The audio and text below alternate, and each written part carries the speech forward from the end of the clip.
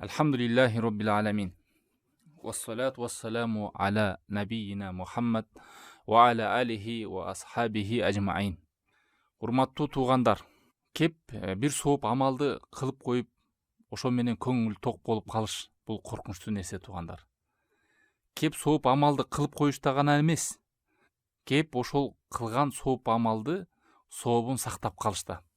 Имам Ибн Кайим рахимахулла айткан сөзү бар. Валейса ша'n фил амал. Кеп амалды кылып коюшта гана эмес, иннама ша'n фи хифдил амал. Негизги нерсе ошол амалдын сообун сактап калуу. Мимма юфсидуху ва юхбитуху. Ал нерсени бузуп салуучу нерселерден жана аны жок кылып салуучу нерселерден.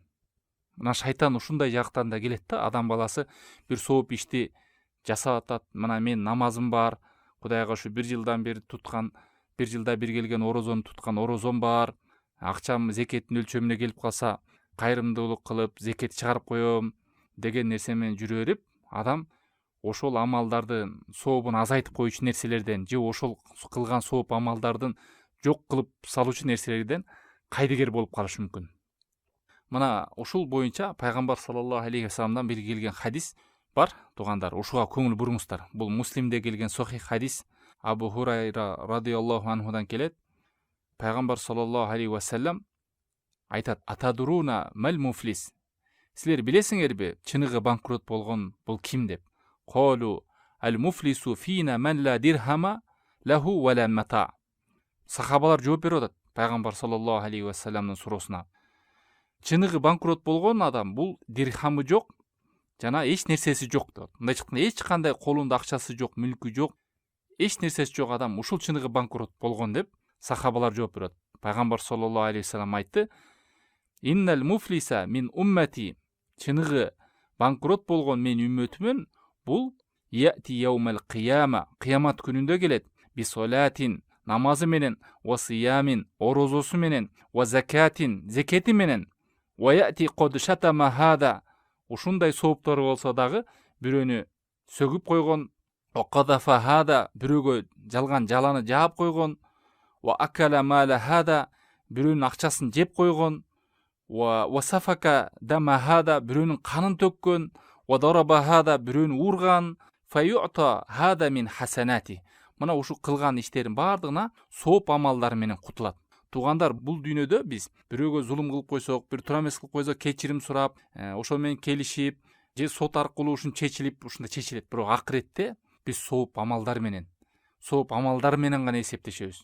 Аллах таалам адилеттүү туугандар. Адилеттүү, эч нерсе текке калбайт. Керек болсо бизге жана хадистерде келгендей маанисинде мүйүзү жок кочкорду, мүйүзү бар кочкор сүзүп койсо бул дүйнөдө, акыретте ошо сүзүлгөн мүйүзү жок кочкор, мүйүздүү кочкорду сүзүп, өчүн алып, анан кийин топуракка айланып кетет.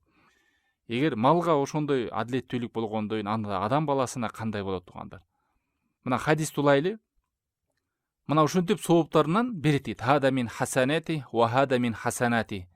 Фа ин фаният хасанату кобла ан яқдия ма алейхи. Ошол соопторун берип баштайт. Мына намазын сооптору берет, намазын сооптору бүткөндөн кийин орозосун сооптору берет. Себеби дегенде зулумдары көп да. Бирөөнү ушактаган, бирөөнү жамандаган, бирөөгө ортосуна от жаккан. Мына ушундай. Бирөөгө зулум кылган, бирөөнүн акчасын тартып алган, бирөөнүн малын жеп алган. Ошентип, мисалы, орозонун сообу бүттү, анан барып зекеттин сообу бүттү. Ошентип сооптор бүтүп калат, эч нерсе калбай калат. Эмне кылат? Ошол кезде ахада мин хатаяхум фатурихат алейхи сумма туриха финнар. Андан кийин сооп төгөнгөндөн алардын күнөөлөрүн алып баштайт. Ошо зулумдунун өлчөмүнө жараша. Андан кийин тозокко ыргытылат деп атат. Бул Муслимде келген хадис. Туугандар, көңүл бурайлы. Кеп биз бир сооп амалды кылып койдук. Жүрөгүбүз таза, оюбуз түз, жакшы амалдарды кылып жүрөм деп кээ бир туугандар бул жактан жакшы болуп туруп, бирок күнөө иштерге кайдыгер болуп калышы мүмкүн. Айрыкча мына бүгүнкү күндө сот тармактар, гезиттер, журналдар, ушул WhatsApp, Telegram аркылуу такталбаган нерселерди таркатуу, бирөөгө жалган жала жабылган нерселерди бөлүшүү, бирөөлөрдү кур жерден эле жамандап салуу, бирөө аны жамандаса ошону коштоп, ошону бөлүшүү. Мунун бардыгы туугандар, эгер андай болбосо, ага жалган жала жапкан болот. Эгер ошол нерсе бар болгон болсо, анда ушактаган болот. Ошон үчүн туугандар, сиздерди чакырып кетем, бул сооп амалдарыбызды сактап калалы. Ушунча аракет кылып кыямат күнүндө барганда ушул тилибиздин балесинен, кылып аткан ишибиздин шалакылыгынан соопторубузду башка эле адамдарга бере бербейли.